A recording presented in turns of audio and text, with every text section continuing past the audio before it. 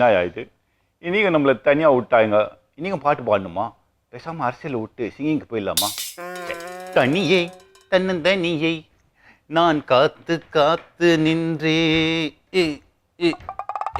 Kabali sir, நான் வந்துட்டேன். என்னடு வரா? நீங்க ரொம்ப சுதி கம்மியாகுது. நேத்து நான் பிரியாணி சாப்பிடலான்னு போனேன்னா ஆமா ஆமா ஆமா அங்க ஒரே கூட்டமா இருந்துச்சு. பின்ன உன்ன மாதிரி எத்தனை பேர் இருப்பாங்க நாட்டுல? ஆனா அடிதடி சண்டை எல்லாம் நடந்துச்சு. சரி, எப்படியாலும் நம்ம போய் பிரியாணி சாப்பிடணும்னு கூட்டத்தை விலக்கிட்டு உள்ள போய் நின்னா அவங்க எல்லாரும் பிரியாணிய சாப்பிடக்கூடாது, அதுல பல்லி விழுந்திருக்கு அப்படின்னு சொன்னாங்க. ஐயோ, அப்புறம் என்னாச்சு? பிரியாணில பல்லி விழுந்திருக்கா, அது என்னதான்னு பாக்கலான்னு எட்டி பாக்கலான்னு போனா அந்த பிரியாணிக்குள்ள நம்ம புஜ்ஜி விழுந்து இருந்துச்சு. அப்ப சத்தியமா பிரியாணி கேட்டு போய் தான் இருக்கோம். அப்புறம் புஜ்ஜிய கூட்டிட்டு போய் ஹாஸ்பிட்டல்ல காமிச்சு ட்ரீட்மெண்ட் பண்ணி இப்பதான் அவனு வீட்டுல விட்டுட்டு வந்தேன். கடைசியில எனக்கு பிரியாணி கிடைக்கவே இல்லை. அப்போ நீ சோகமா இருக்கிறதுக்கு காரணம் புஜ்ஜி ஹாஸ்பிட்டல் தான் இல்ல, உனக்கு பிரியாணி கிடைக்கல, நீ சோகமா இருந்துக்கிற. ஆமா. சரி, இப்போ என்ன பண்ண போறா? திரும்பி எனக்கு எப்போ பிரியாணி கிடைக்கும் கபாலி சார்? கவலையே படாத, இன்னும் கொஞ்ச நாள்ல உள்ளாட்சி தேர்தல் வருது. அப்போ டெய்லிக்கும் பிரியாணி கோட்ரு பத்தாதா? ஆஃபா வாங்கி தரேன். வேண்டாம். குடிக்க மாட்டியா?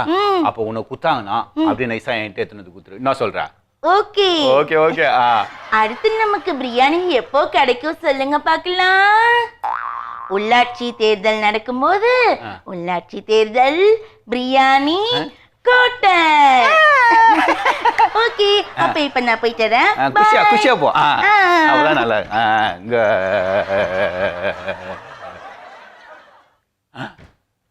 என்னடா வாயெல்லாம் பல்லா இருக்கு, பயங்கர சந்தோஷமா இருக்க போல இருக்கு. அப்பா, டெய்லி குவார்டருக்கு ரெடி பண்ணி ஆள் அனுப்பிச்சிக்கிறேன். இது டெய்லி குவார்டருக்கு ரெடி பண்ணிருக்கியா? ஆமாப்பா, உள்ளாட்சி தேர்தல் வந்துச்சுன்னா நம்ம டோர் ஆகுது இல்ல, அது பிரியாணிக்கு ரொம்ப அழிஞ்சுது. நீ கவலையாப்படாத, உள்ளாட்சி தேர்தல் வரப்போது பிரியாணி குவார்டர் கோழி பிரியாணி கிடைக்கும்னு. அது சார் கிடைக்காதான்.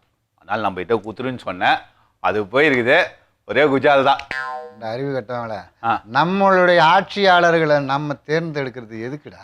எதுக்குப்பா? நம்மளுக்கான மக்கள் பணியை அவங்க செய்யணும்னு தான். நம்மளுக்கு மாதிரி குவார்டருக்கும் பிரியாணிக்கும் ஆசைப்பட்டு இது எப்படின்னா இந்த தங்க முட்டை இடுற வார்த்தை அறுத்து பார்க்கறதுக்கு சமண்டா. நம்ம இதுவும் மக்கள் சேவை தானேப்பா. பசியா இருக்கவனுக்கு, தேவையா இருக்கவனுக்கு அந்த தேர்தல் டைம்லயாவது கொடுக்குறாங்கல்லப்பா. பசியா இருக்கவனுக்கு ஒரு மீனை கொடுக்கறத விட மீன் பிடிக்க கத்துத்தரது தான் புத்திசாலித்தனம்னு பழமொழியில சொல்லியிருக்காங்கடா. ஒரு வேளைக்கு சோறு போடுறது பெரிய விஷயம் இல்லடா, அவனோட ஆதாரத்தை அவனோட வருமானத்தை பெருக்கிறதுக்கான வழியை பண்ணணும். அதுதான் ஆட்சியாளர்களோட வேலை. அவங்க அழகா ஒரு வேளை பிரியாணி போட்டு அதையும் வாங்கி தின்னுட்டு நீங்க ஓட்டை போட்டு அதுக்கப்புறம் உங்ககிட்ட இருக்கிறதெல்லாம் அவங்க சுரண்டிக்கிறாங்க. இப்படித்தான் நாடு போயிட்டு இருக்குடா. நம்ம ஓட்டு போட்டா நம்ம கிட்ட இருந்து அவங்க ஆட்டியா போட்டுருவாங்கன்னு சொல்றீங்க. கரெக்ட். நாட்டை பார்த்தாவே எனக்கு ரொம்ப கஷ்டமா இருக்குடா. ஏன்பா, என்னாச்சுப்பா? நல்லா தானே பாக்குது. அதாவது நாட்டில் இப்போ நம்ம தேசத்தை தாய்நாடுங்கிறோம். ஆமாப்பா, தாய்நாடு. நம்ம மொழியை என்ன சொல்றோம்? தாய்மொழி. எல்லாத்துலையும் ஏன் அப்படி சொல்றோம் தாய்மொழி தாய்நாடு? ஏன்னா எப்பவுமே அம்மான்றவங்க அன்னைன்றவங்க எல்லாரும் விட பெரிய உறவு, நம்மளை படைச்ச உறவுன்றனால நம்ம அப்படி சொல்றோம். பெண்களை போற்ற வேண்டும். ஆமா, அதுதான் இந்த தேசத்தோட இந்த மண்ணோட பாரம்பரியம். ஆமாப்பா. ஆனா பாரு, கடந்த சில நாட்களா சில மாதங்களாவே தமிழகத்துல இந்த பெண்களை மரியாதை குறைவா நடத்துறது, இந்த மூஞ்சில ஆசிட ஊத்துறது, ஸ்டேஷன்ல வெட்டுறது, இந்த மாதிரி சம்பவங்கள் தொடர்ந்து நிகழ்ந்துகிட்டே இருக்கு. இதை நினைச்சா மனசு ரொம்ப கஷ்டமா இருக்குடா, வலிக்குதுடா. ஆமாப்பா, அதுவும் என்னப்பா அநியாயத்துக்குன்னா ஏதாவது ஒரு தப்பு பண்ணியிருந்தா கூட பரவாயில்லப்பா. அந்த பொண்ணுங்க பாவம் படிக்க போதுங்க, வேலைக்கு போதுங்க, அந்த மாதிரி பொண்ணுங்களை போயிட்டு ஏன்பா அப்படி பண்றானுங்க இந்த பசங்க? அது இதுக்கு ஆளுங்கட்சி எதிர்கட்சிகள் குறை சொல்லுது, எதிர்கட்சிகள் எதிர்கட்சிகளை ஆளுங்கட்சி குறை சொல்லுது, அப்புறம் ஆட்சியாளர்கள் காவல்துறைன்ட்டு இப்படி எல்லாத்தையும் யாராவது குறை சொல்லிட்டே இருக்காங்க. இதோட அடிப்படை காரணம் என்ன அப்படிங்கிறது தான் ரொம்ப முக்கியம். என்னப்பா? யாரையும் குறை சொல்லக்கூடாது. இந்த காதல் என்பதை வந்து தவறா கற்றுத்தரது தான். எதுப்பா கத்து தருது? காதெல்லாம் கத்து தருதாப்பா? அதுவே அப்படியே தன்னால உள்ள இந்த பீரியட்னு வருதானப்பா? இந்த ஊடகங்கள், அப்புறம் வந்து இப்போ இந்த பெண்கள் கூட சேர்ந்து சுத்துறது, இதெல்லாம் இவனுங்க பார்க்க பார்க்க ஏன் நம்மளால இப்படி இருக்க முடியல அப்படின்ட்டு எதையாவது ஒரு பொண்ணை நினச்சிட்டு என்னை லவ் பண்ணுங்கிறது. அந்த பொண்ணு பாட்டு படிக்கிற பொண்ணோ வேலைக்கு போகிற பொண்ணோ அது பாட்டு போயிட்டு ஐயோ அது முடியாதுன்னொன்னே ஆத்திரப்பட்டு வெட்டுறது, குத்துறது. இதற்கு அடிப்படை காரணம் என்னன்னு நினைக்கிறேன், நீ சொல்லு. வா, எங்க வீட்டாண்ட ஒரு டீச்சர் இருக்கிறாருப்பா. அவர் சொன்னாரு. என்ன சொன்னார்னா, பசங்களுக்கு இந்த இந்த முறை என்னப்பா அது, அந்த ஒரு பாடம் எடுப்பாங்கல்லப்பா முன்னாடிலாம், இந்த இந்த மாரல் இன்ஸ்ட்ரக்ஷன், அந்த மாரல் தான் அந்த நீதி போதனைன்னு நான் படிக்கும் போதெல்லாம், நான் 3ஆம் படிக்கும் போதே அதை நடத்துனாங்க.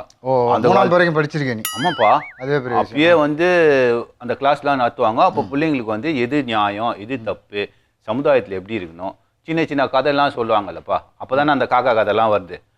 அதெல்லாம் வந்து தவறு செய்யக்கூடாதுன்னு சொல்றதுக்கு தான். ஆனா இன்னைக்கு பார்த்தீங்கன்னாப்பா, பள்ளிக்கூடத்தில் அந்த கிளாஸே இல்லையாப்பா, மாரல் இன்ஸ்ட்ரக்ஷனே அதே இல்லையாப்பா. எப்பா பாரு படிக்கணும். அது இல்லாமல் நிறையா பள்ளிக்கூடத்தில் கிரவுண்டும் கிடையாது, விளையாடுறதும் போகிறது இல்லை. பிள்ளைங்களை போட்டு அழுத்துறது, படி படி படி படினா என்ன பண்ணும் அவனுக்கு? அவனுக்கு ஏதாவது ஒரு இது வேணும் இல்லைப்பா, ஒரு என்டர்டெயின்மெண்ட் அது வேணும் இல்லைப்பா. அதனால அவன் வந்து என்ன பண்ணுறான், உடனே வந்து ஒரு ஏஜ் வரும்போது அந்த எதிர் சைடில் இருக்க பொண்ணுங்களை பார்த்து உடனே ஒரு ஃபீலிங் ஆகிடும். ஃபீலிங் ஆகிட்டு அதை சொல்கிறது கூட இவனுக்கு சரியான அறிவு இல்லை. வந்து ஒரு பொண்ணை அணுகணும்னா அதுக்கிட்ட என்ன பேசணும், எப்படி பேசணும், தன் நிலைமை என்ன, அந்த பொண்ணு நிலைமை இதெல்லாம் தெரிஞ்சுதான் பேசணும். இவங்க எத்தவொன்னே ஏதாவது ஒரு ஃபயர் ஆயிடுச்சின்னு வையன், கபால்னு போய் பேசுது. அந்த பொண்ணு ஒதுங்கி போயிடுச்சுன்னு வையன், இவன் ஃப்ரெண்ட்ஸ் ஆண்டவொடனே எனக்கு அவமானமாக போயிடுது.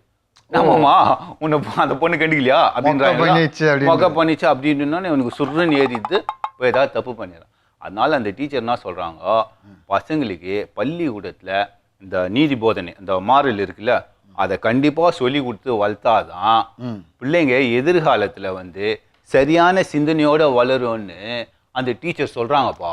டீச்சர் சொல்கிறது இருக்கட்டும், இந்த மாதிரி சினிமாக்கள்லாம் பார்த்து தான் வந்து பசங்கள்லாம் கெட்டு போயிட்டு இந்த மாதிரி பெண்களை கொலை செய்கிறாங்க அப்படின்னும் ஒரு சிலர் பேசுகிறாங்களே, இதை பற்றி என்ன நினைக்கிறீங்க? வா, என்னப்பா சொல்கிற, சினிமா வந்து 100 வருஷம் ஆகிப்போச்சுப்பா.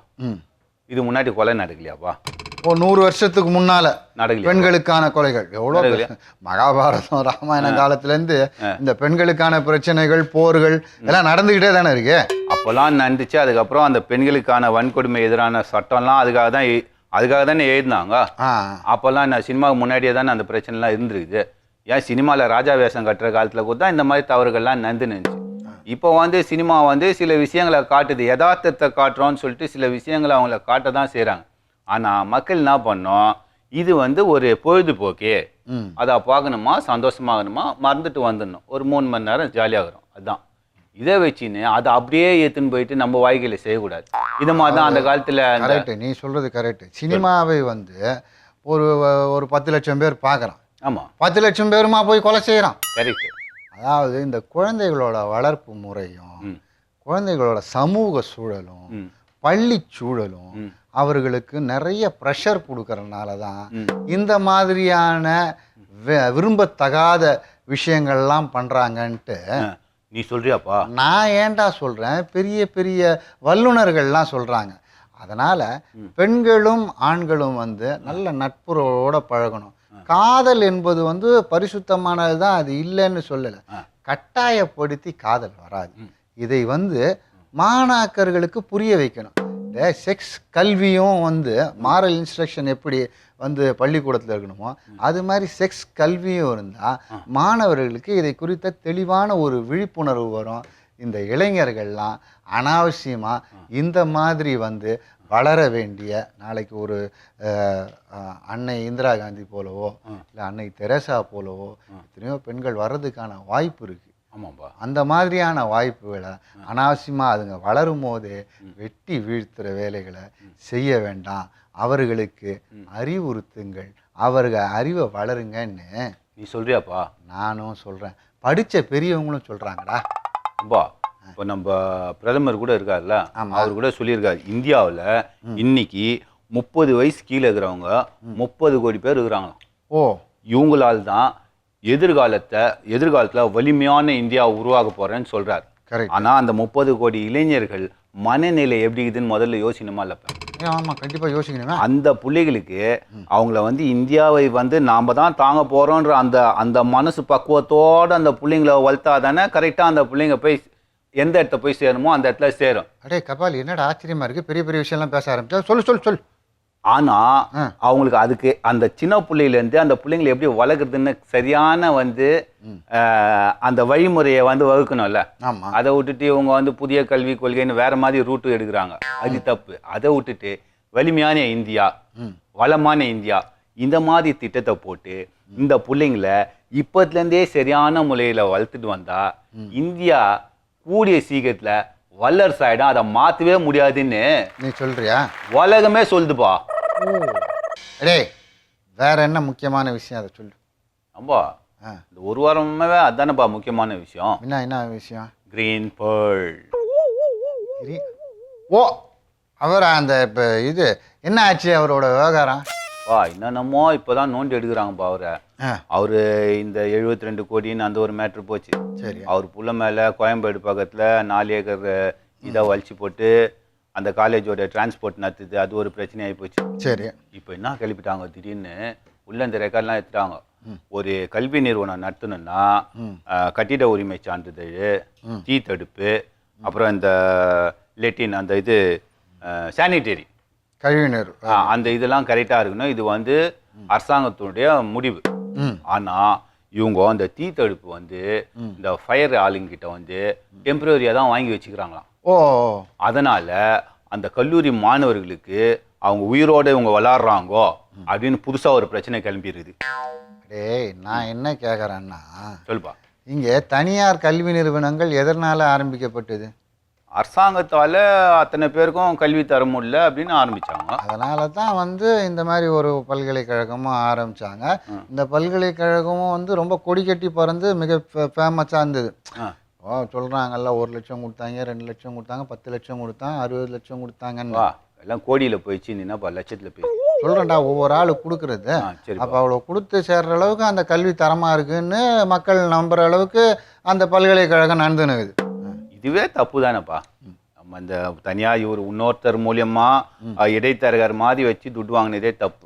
ஆமாம். ஏன்னா இப்போ வந்து அது ஒரு பல்கலைக்கழகம் ரேஞ்சுக்கு இருக்குதுன்னா அதுக்கு வந்து சில சட்டத்திட்டம் இருக்குது. மத்திய அரசு அந்த இதில் வந்து சில சட்டத்திட்டம் இருக்குது.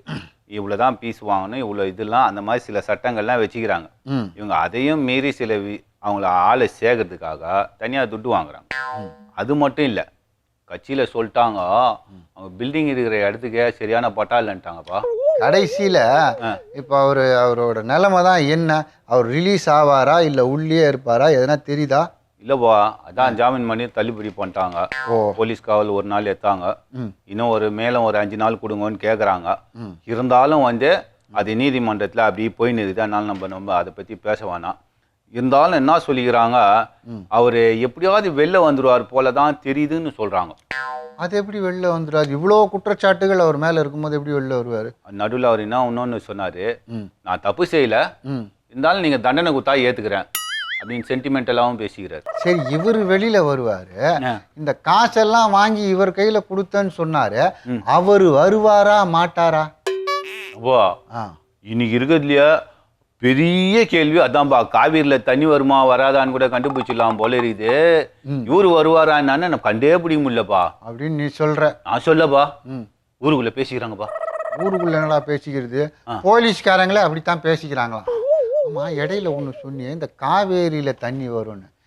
ஏண்டா, ஏற்கனவே வந்து நம்ம தமிழகத்துல போய் ஒரு நடுவர் மன்றம் அமைச்சு இந்த மாதிரி 105 டிஎம்சி தண்ணி வருஷம் தரணும்னு தீர்ப்பு கொடுத்தாங்க.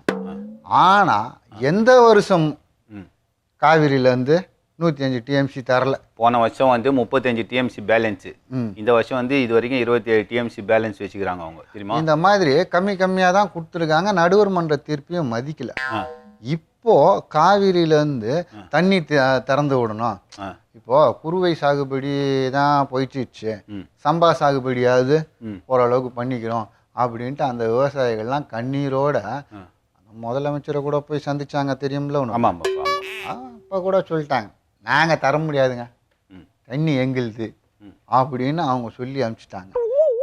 இப்போ வந்து கேஸ் வந்து சுப்ரீம் கோர்ட்டில் இருக்கு. ஆமாம். அந்த நீதிபதி என்ன சொன்னார் சொல்லு? பாவம்ப்பா. அவரே அவர் கொஞ்சம் நீதிபதியா பாவம்?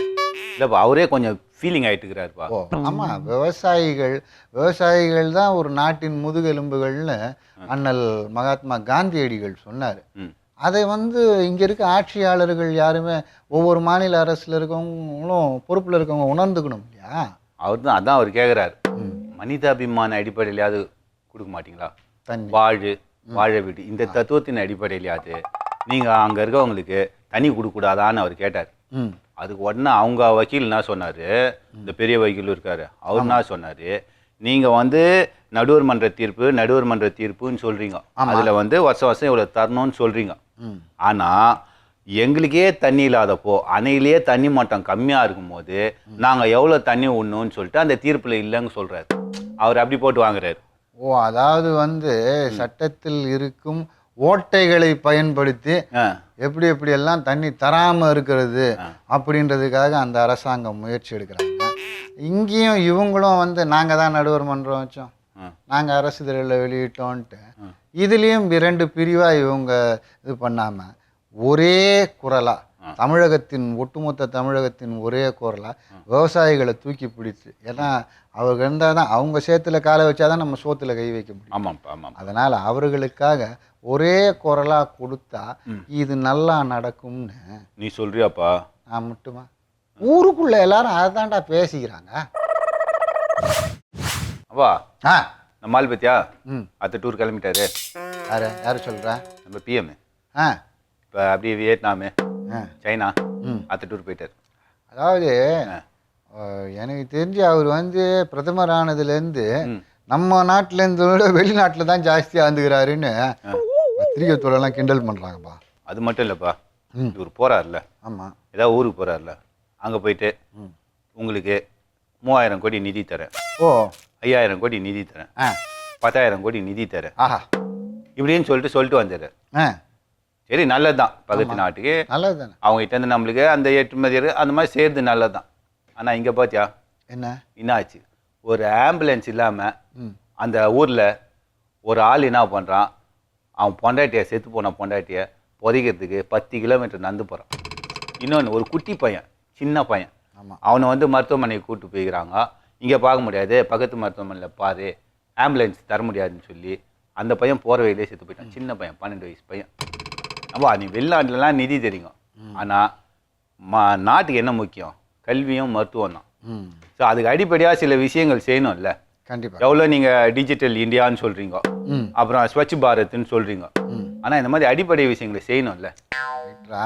அதாவது அடுத்தவங்களுக்கு வந்து இத்தனாயிரம் கோடி கொடுக்கறத விட இங்கே நம்ம நாட்டில் அடிப்படை வசதிகளை முதல்ல வந்து அவர் வந்து கவனம் எடுத்து செய்தார்னா இன்னும் நல்லா இருக்கும்னு நீ சொல்றியாப்பா? ஊருக்குள்ள பேசிக்கிறாங்கடா. ஏம்பா இந்த டிஜிட்டல் இந்தியான்னு எனக்கு இன்னும் ஞாபகம் வருது. இப்போ ரீசெண்டாக அந்த ரிலையன்ஸ் கம்பெனிக்காரங்க ஜியோ அப்படின்னு ஒன்று ஆரம்பித்தாங்க. அதில் அட்வர்டைஸ்மெண்ட்டில் பார்த்தீங்கன்னா நம்ம பிரதமர் ஃபோட்டோவை போட்டு வச்சுக்கிறாங்கப்பா. அது எப்படி? அதுலேயும் நடிக்கிறாரா? இல்லைப்பா, அது வந்து எல்லாரும் இப்போ பயங்கர கோபம் ஆயிட்டாங்க. அது என்னப்பா, அது ஒரு தனியார் கம்பெனி, அது அந்த கம்பெனியில் வந்து விளம்பரத்தில் இவர் அதுக்கு என்ன சொல்லிட்டாங்க, டிஜிட்டல் இந்தியா நுழைவாயில் தான் ஜியோ அப்படின்னு சொல்லிட்டு இந்த டிஜிட்டல் இந்தியாவை தொடங்கினது நம்ம பிரதமர் சொல்லிட்டு அவர் ஃபோட்டோவை போட்டாங்க. ஒரு தனியார் நிறுவனத்தினுடைய அட்வர்டைஸ்மெண்ட்டில் பிரதமர் ஃபோட்டோவை போடலாமா? இதான் ஒன்று நம்பாளுகிறேன் யாரு அங்கே ஒருத்தர், அவர் கூட எலியும் பூடி டெல்லிக்காரு, அவரு பயங்கர இதாக இருந்துச்சு கட்சியில், அவரை மிஸ்டர் ரிலையன்ஸ் அப்படின்னு சொல்லிட்டாரு. அந்த கம்பெனிக்கு பாக்கெட்டில் தான் பிஎம்ஏ இருக்காரா, அவர் பகால்னு ஒரு அறிக்கை விட்டார்ப்பா.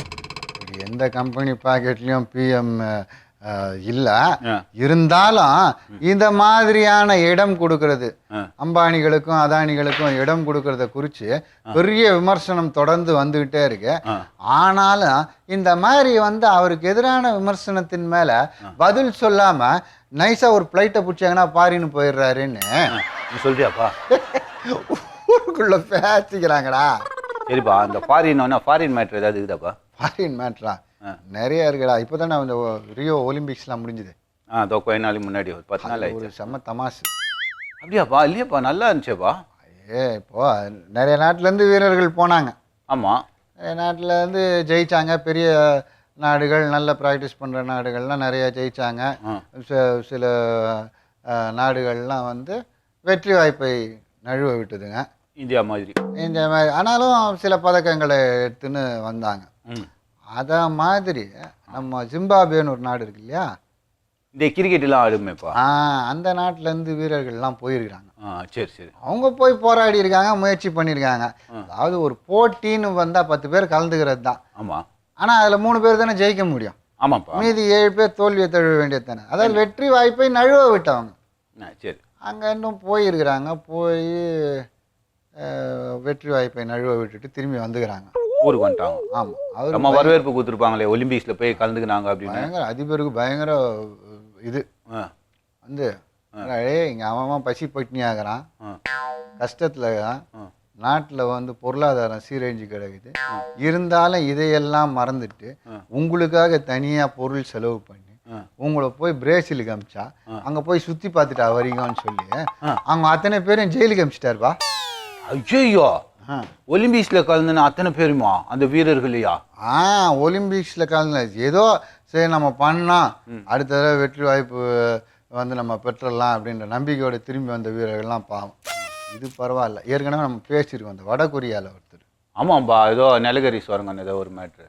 ஆமாம், ஏற்கனவே வந்து அவர் சொல்லி அனுப்பிச்சிக்கிறார். இத்தனை தங்கம், இத்தனை பேர் போறீங்க, இத்தனை தங்கம், மொத்தம் இத்தனை மெடல் வாங்கணும். என்னப்பா இது?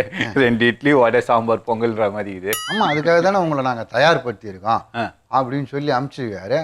ஆனால் அவங்களும் ஏதோ போராடிருக்காங்க. அவங்களால முடிஞ்ச தங்கப்பதக்கம் ஜெயிச்சிருக்காங்க, வெள்ளி வெண்கல பதக்கம்லாம் ஜெயிச்சின்னு திரும்பி வந்துக்கிறாங்க.